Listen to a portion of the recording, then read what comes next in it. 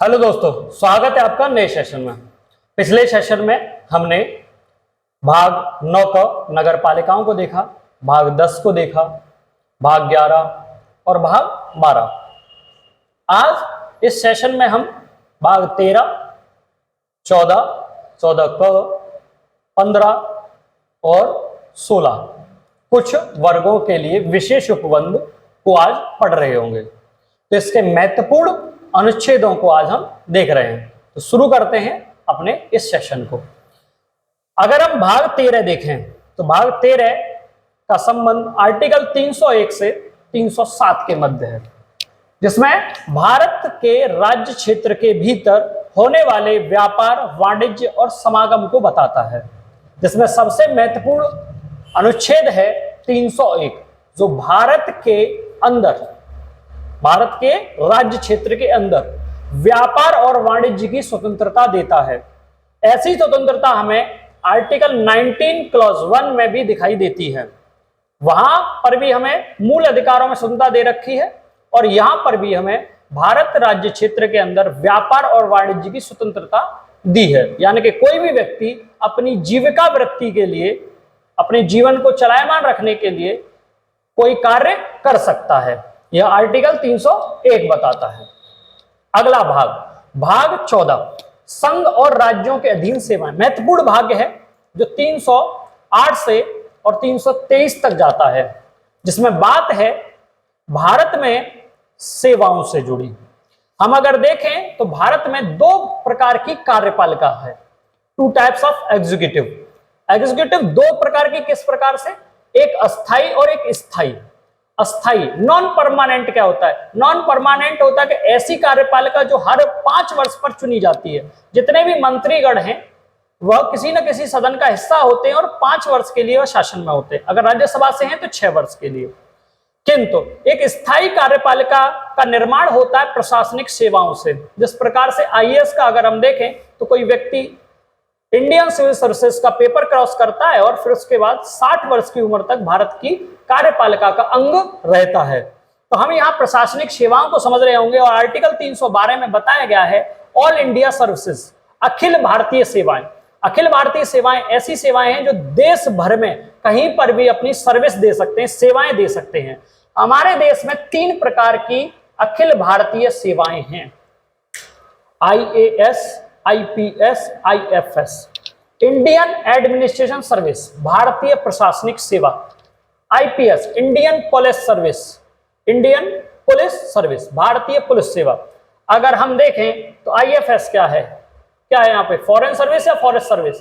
तो यहां पर है फॉरेस्ट सर्विस। क्या है? फॉरेस्ट। जंगल सेवा नहीं, भारतीय वन सेवा। तो 3 जो सर्विसेज हैं वह अखिल भारतीय सेवाएं हैं, आईएएस, आईपीएस, आईएफएस। यह तीनों सेवाएं देश भर में, इनसे जुड़े लोग देश भर में कहीं भी अपनी सेवाएं दे सकते हैं। तो भारत में कितने प्रकार की अखिल भारतीय सेवाएं हैं? 3 प्रकार की, आईएएस, आईपीएस और आईएफएस। इन सभी का जो पात्रता परीक्षा है उसको कंडक्ट करवाता है कौन? संघ लोक सेवा आयोग, UPSC, union public service commission. तो अगर देखें तो आर्टिकल 315 बात करता है संघ और राज्यों के बीच के लिए लोक सेवा आयोग का गठन 315 में होता है।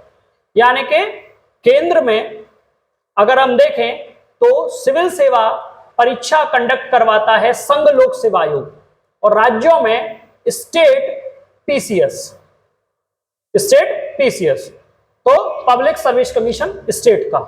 तो यहां देखें तो संघ और राज्यों के लिए लोक सेवा आयोग का गठन आर्टिकल 315 के द्वारा होता है। अच्छा, लोक सेवा आयोग के जो सदस्य हैं, अध्यक्ष हैं, उनकी नियुक्ति कौन करता है? वो आर्टिकल 316 में बताया गया है। तो संघ लोक सेवा आयोग जो कि आईसीएस की परीक्षा करवाता है, इंडियन सिविल सर्विसेज की, यूपीएससी के अध्यक्ष व सदस्यों की नियुक्ति कौन करता है? तो वह करता है राष्ट्रपति और इनका कार्यकाल 6 वर्ष का होता है। कितने वर्ष का होता है? 6 वर्ष का। तो याद रखिए, यूपीएससी के अध्यक्ष और सदस्यों की नियुक्ति राष्ट्रपति करता है और उनका कार्यकाल 6 वर्ष का होता है आर्टिकल 316 के द्वारा। तो यह रहा भाग आपका 14। संविधान में 14 का नहीं था, यह बाद में जोड़ा गया अधिकरण। हम लोग जानते हैं कि भारत के वर्तमान में कोर्टों में बहुत सारे केस, अगर लगभग देखें तो 4 करोड़ केस पेंडिंग हैं जिनका जजमेंट ही नहीं हुआ है। 4 करोड़ केस, आप समझ सकते हैं कितना भार है हमारी न्यायपालिका पर। उस न्यायपालिका के भार को कम करने के लिए मैडम इंदिरा गांधी सरकार ने 1976 में 42वें संविधान संशोधन से एक ट्राइब्यूनल्स का गठन करने का प्रयास किया। तो भाग 14 का अधिकरण जो बात करता है ट्राइब्यूनल्स की, यह एक अर्ध न्यायिक प्रक्रिया है और यह ट्राइब्यूनल्स जुड़े हुए हैं प्रशासनिक सेवाओं, प्रशासनिक पक्ष व अन्य चीजों से। तो भाग 14 का अधिकरण जिसमें आर्टिकल 323 क और 323 ख आता है, इसको जोड़ा गया था 42वें संविधान संशोधन 1976 द्वारा। आप हम लोग जानते हैं इतने संशोधन हमने पढ़े, मगर सबसे ज्यादा नाम जिस संशोधन का आया वह था 42वां संविधान संशोधन। और कहा जाता है इस संविधान से संविधान को बिल्कुल रीराइट किया गया था, मतलब आधा संविधान इससे लिखा गया। तो 323 का और 323 ख जो भाग 14 क से जुड़े हैं अधिकरण हैं। क्या है? अधिकरण यानी ट्राइब्यूनल्स। तो 323 का बात करता है संसद प्रशासनिक अधिकरण का गठन कर सकती है। प्रशासनिक अधिकरण कैसे? मान लीजिए कि आईएएस है, उसको किसी कारण सस्पेंड कर दिया गया मंत्री या मुख्यमंत्री द्वारा, तो वह अपना केस कहां लड़ेगा? तो वह कोर्ट में जाकर वह ट्राइब्यूनल्स में चला जाएगा वह केस। तो संसद प्रशासनिक अधिकरण का गठन कर सकती है, या 323 क में है। 323 ख क्या कहता है? प्रशासनिक अधिकरण के अलावा अन्य मामलों पर, अन्य विषयों पर भी सरकार अधिकरण का गठन कर सकती है। अधिकरण का मतलब क्या है? तो अधिकरण यानी कि एक ट्राइब्यूनल्स का गठन कर सकती है। और इसी के तहत भारत सरकार ने, संसद ने एनजीटी, नेशनल ग्रीन ट्राइब्यूनल्स, राष्ट्रीय हरित अधिकरण का गठन किया 2010 में, जो भारत में पर्यावरण के मुद्दे पर विशेष कार्य करती है। जब भी आप देखते हैं कि कोई भी कंपनी पर्यावरण का उल्लंघन करती है तो उस पर जुर्माना कौन लगाता है? एनजीटी। एनजीटी का गठन कब हुआ? 2010 में। इस समय इसके जज कौन है? आदर्श कुमार गोयल। ठीक है, तो यह क्या है? प्रशासनिक मामलों के अलावा अन्य मामलों पर भी, अन्य विषयों पर भी अधिकरण का गठन किया जा सकता है। ये किसके लिए हुआ? पर्यावरण के लिए। अभी कोई सिक्योरिटी के लिए भी हो सकता है, टेलीकॉम के लिए भी हो सकता है, कोई ट्रिब्यूनल्स बनाया जा सकता है, कोई इशू नहीं है, संसद ऐसा कर सकती है। भाग 15, भाग 15 जो जुड़ा हुआ है वह जुड़ा हुआ है निर्वाचन से, इलेक्शन से। और भाग 15 में आर्टिकल है 324 से 329 तक, जो बात करता है निर्वाचन की। अगर हम देखें तो 324 में निर्वाचनों के अधीक्षण निदेशन की शक्ति किसके पास है? निर्वाचन आयोग को। यानी कि निर्वाचन जब भी होगा, इलेक्शन जब भी होगा, उनकी डेट निश्चित करना, उस समय पर शासन व्यवस्था को देखना और चुनावों को किस प्रकार से करवाया जाएगा, इसका विशेषाधिकार निर्वाचन आयोग के पास है। अगर हम बात करें केंद्रीय निर्वाचन आयोग, सेंट्रल इलेक्शन कमीशन की, तो सेंट्रल इलेक्शन कमीशन में जो सदस्य होते हैं वो 3 सदस्य होते हैं। पहला सदस्य मुख्य निर्वाचन आयुक्त होता है और 2 निर्वाचन आयुक्त होते हैं। Chief election commissioner and the election commissioner 2 होते हैं। और इन तीनों की नियुक्ति कौन करता है? तो माननीय राष्ट्रपति इनकी नियुक्ति करते हैं। तो केंद्रीय निर्वाचन आयोग एक कार्य क्या है इसका? जितने भी लोकसभा के चुनाव हैं, राज्यसभा के चुनाव हैं, विधानसभा के चुनाव हैं, एमपी एमएलए के जो चुनाव होते हैं उनको कंडक्ट करवाता है केंद्रीय निर्वाचन आयोग। याद रखिए, आर्टिकल 326 बात करता है वयस्क मताधिकार, यानी कि जो व्यक्ति भारत का नागरिक है और जिसकी एज 18 प्लस हो चुकी है, यानी कि 18 वर्ष हो चुकी है, वह वोट डालने का अधिकार रखता है। यह बात आर्टिकल 326 में की गई है, वयस्क मताधिकार, आर्टिकल 326। दूसरा, मान लीजिए चुनाव प्रचार चल रहा है और कोई नेता क्या करता है? वह चुनाव आचार संहिता, कोड ऑफ कंडक्ट का उल्लंघन करता है, जातिवादी, धर्म के ऊपर टिप्पणी करता है, तो उस पर जो भी एक्शन लेगा वो निर्वाचन आयोग लेगा। और निर्वाचन आयोग के ऐसे कदमों को न्यायालय में हस्तक्षेप नहीं किया जाएगा। यानी कि 329 में क्या कहा है कि निर्वाचन संबंधी मामले में न्यायालय के हस्तक्षेप का वर्जन, जुडिशरी इस पर एक्शन नहीं ले सकती, यह आर्टिकल 329 में कहा गया है। और इस प्रकार के एक्शन के लिए बड़ा फेमस थे एक हमारे पुराने chief election commissioner TN session साहब। टीएन सेशन के विषय में कहा जाता है कि उन्होंने नेताओं को कोड ऑफ कंडक्ट का नया ज्ञान दिया था। उन्होंने बहुत अच्छी सजाएं दी थी नेताओं को जो कोड ऑफ कंडक्ट, चुनाव आचार संहिता का उल्लंघन करते थे। तो भाग 15 जो जुड़ा हुआ है निर्वाचन से, किससे? इलेक्शन से। भाग 16 बात करता है कुछ विशेष वर्गों के विशेष उपबंधों के लिए। कुछ जो वर्ग हैं, क्लास हैं, उनके लिए विशेष उपबंध करता है यह प्रावधान। इसमें अगर देखें तो आर्टिकल 330 से 342 तक का ब्यौरा है।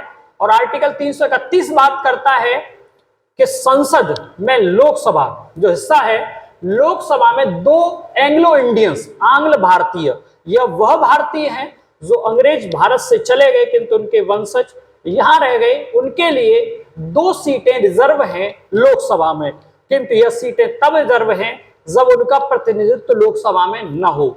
तो इसी के लिए समझें, लोकसभा में 2 आंग्ल भारतीयों की नियुक्ति कौन करता है? तो राष्ट्रपति करता है।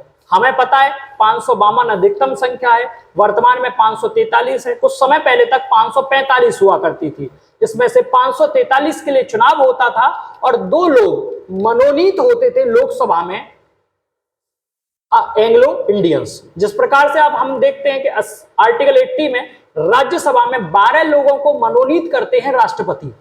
करते हैं कि नहीं करते? बिल्कुल करते हैं।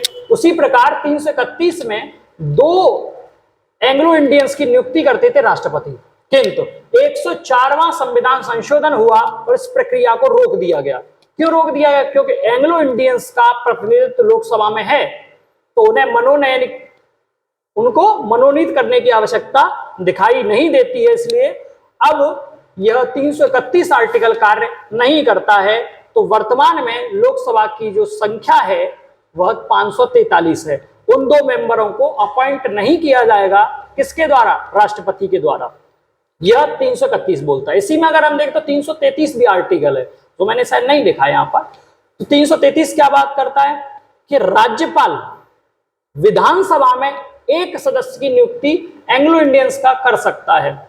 जिस प्रकार उत्तर प्रदेश में देखें 404 विधानसभा सीटें हैं, जिसमें से 403 निर्वाचित होती हैं एमएलए के रूप में और 1 मेंबर राज्यपाल के द्वारा एंग्लो इंडियंस का मनोनीत किया जाता है, उस पर भी रोक है। आर्टिकल 338 बात करता है एससी आयोग की। तो राष्ट्रीय अनुसूचित जाति आयोग, एससी आयोग का गठन कौन करेगा? तो यह गठन राष्ट्रपति जी करते हैं, राष्ट्रपति द्वारा। तो आर्टिकल 338 किसकी बात करता है? एससी आयोग की बात करता है, राष्ट्रीय अनुसूचित जाति आयोग की बात करता है और यह मुद्दे उठाता है एससी वर्ग के। आर्टिकल 338 को बात करता है एसटी आयोग की, राष्ट्रीय अनुसूचित जनजाति आयोग, national scheduled tribes commission, national scheduled tribes commission का गठन, और यह भी कौन करते हैं? राष्ट्रपति जी। तो 338 बात करता है एससी आयोग की, 338 का एसटी आयोग की बात करता है और 340 अति पिछड़ा वर्ग या पिछड़ा वर्ग ओबीसी, अदर बैकवर्ड क्लासेस। अगर हम देखें तो अदर बैकवर्ड क्लासेस आयोग, ओबीसी आयोग की बात करता है आर्टिकल 340। ये तीनों ही आर्टिकल बड़ा महत्वपूर्ण है। पहला 338 एससी आयोग, 338 का एसटी आयोग और 340 ओबीसी आयोग की बात करता है। और इनका गठन करने का अधिकार, इनका नियुक्ति का अधिकार किसके पास है? तो माननीय राष्ट्रपति जी के पास यह शक्ति है। तो हमने देखा भाग 13, भाग 14, 14 क, 15 और 16। उम्मीद है यह सेशन आपको अच्छा लगा होगा। मिलते हैं नेक्स्ट सेशन में, आप स्क्रीनशॉट ले सकते हैं।